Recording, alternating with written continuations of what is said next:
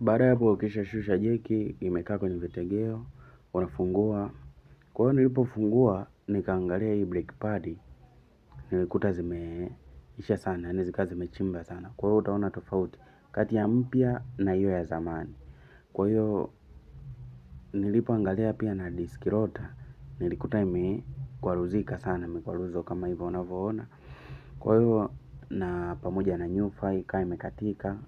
Kwa hiyo nikaona bora nibadilishe, kwa sababu zote disk rota upande mbili zilikuwa zimeisha sana. Kwa hiyo nikaja nikabadilisha kama hivyo disk rota. Nilipobadilisha nikaja nikachukua na brake pad mpya. Hiyo hapo brake pad mpya. Kwa hiyo nikaja nikaweka brake pad mpya, nikafunga vizuri. Haya,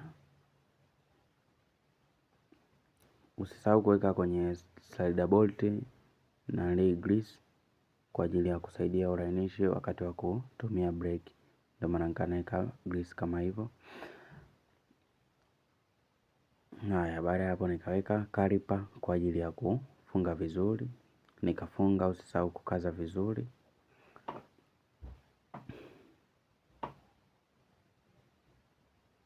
Nikaza vizuri bolti zote mbili, bolti ya juu na chini zote. Nilipomaliza kukaza vizuri,